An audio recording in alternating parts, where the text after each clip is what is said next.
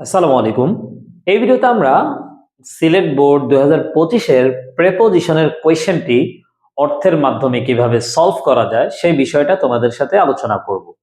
তো প্রথমে অবশ্যই আমরা এখানে ইংরেজি প্রেপোজিশন গুলোর বাংলা অর্থ লিখে রেখেছি, এগুলোর মাধ্যমে মূলত আমরা পুরো কোয়েশ্চেনটি সলভ করার চেষ্টা করব। তো চলো আমরা শুরু করি।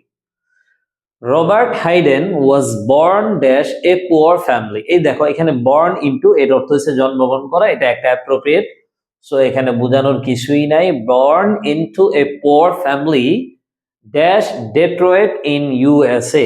এখন দেখো এখানে ইউএসএ একটা সময় আছে, সরি ইউএসএ একটা জায়গা আছে, এখন আরো একটা জায়গা আছে ডেট্রয়েট। এখন অনেকেই এখানে দুইটা রুলস প্রয়োগ করা যায়। দেখো যেহেতু দুইটা জায়গা আছে তাহলে ইউএসএ নরমালি একটু বড় হবে আর ডেট্রয়েট একটু ছোট হবে, এই হিসেবে তুমি অ্যাড দিতে পারো। আবার তুমি চাইলে এখানে ডেট্রয়েট যেহেতু জায়গাটা একবারেও ছোট না সেই হিসেবে তুমি ইনও দিতে পারো, কোনো অসুবিধা নাই। এখানে দুইটা অ্যান্সারই কারেক্ট, অ্যাড অথবা in. Okay. And had a difficult childhood beset dash enough problems. এই যে দেখো এখানে এই যে বিসেটের সাথে দুইটা প্রেপোজিশন বসে, বাই অথবা উইথ, বাই অথবা উইথ। বেশিরভাগ জায়গায় তুমি বাই অ্যান্সার দেখবা, তবে উইথও হতে পারে, কোনো প্রবলেম নাই। বিসেট উইথ জর্জরিত, বিসেট বাই মানেও জর্জরিত। হ্যাঁ, তো এখানে আসলে দুইটা অ্যান্সার হতে পারে, যেহেতু বেশিরভাগ ক্ষেত্রে জায়গায় বাই অ্যান্সার দেওয়া আছে সেজন্য আমিও বাই অ্যান্সার করলাম। হ্যাঁ, ওকে। হি ওয়াজ রেইজড, তিনি লালিত পালিত হয়েছেন। ওই যে রবার্ট হাইডেন লালিত পালিত হয়েছিলেন dash part.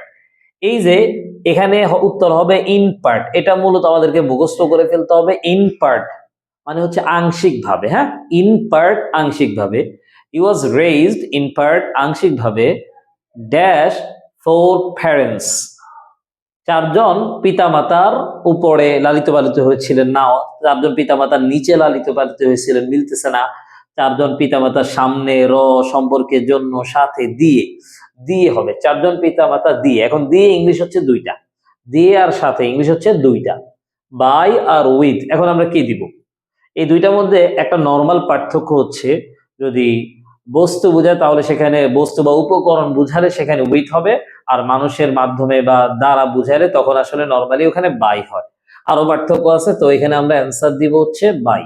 By poor parents and missed a father's caring লাভ।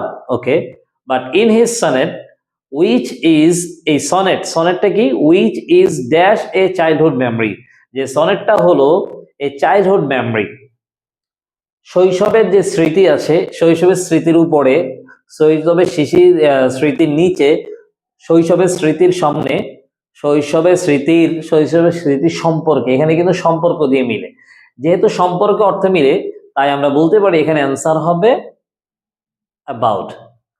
তাহলে সনেট যেটা হলো শৈশবের স্মৃতি সম্পর্কে। হি রাইটস, তিনি লিখেন dash a father, he writes তিনি লিখেন ড্যাশ এ ফাদার। তাহলে একজন বাবার উপরে লেখেন, একজন বাবার নিচে লেখেন, একজন বাবার দ্বারা লিখেন, একজন বাবা সম্পর্কে লিখেন, একজন বাবা থেকে লিখেন। এখানেও কিন্তু এক্স্যাক্টলি সম্পর্ক অর্থ মিলে। সো এখানে অ্যান্সার হবে অ্যাবাউট।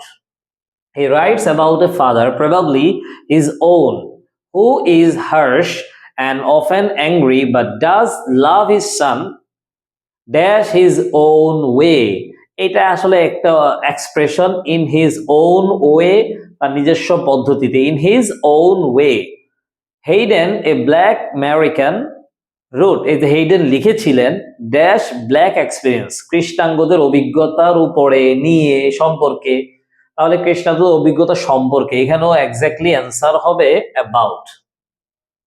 তাহলে আমরা দেখতে পাচ্ছি এখানে অ্যাবাউট থেকে তিনটা জায়গায় অলরেডি কোয়েশ্চেন চলে এসছে। হ্যাঁ, এরপর আমাদের last option, he died dash 1980। যেহেতু এখানে সাল উল্লেখ আছে আর আমরা জানি সাল উল্লেখ থাকলে সেখানে উত্তর হবে ইন। মনে রাখতে হবে যখন দেখবা সাল উল্লেখ আছে তাহলে সেখানে উত্তর হবে ইন। তো বন্ধুরা, আশা করি তোমরা টপিকটা খুব ভালোভাবে বুঝতে পেরেছো। পরবর্তীতে অন্য কোনো ভিডিওতে আবার দেখা হয়ে যাচ্ছে, ততক্ষণ পর্যন্ত ভালো থাকো। আসসালামু আলাইকুম ওয়া রাহমাতুল্লাহি ওয়া বারাকাতুহু।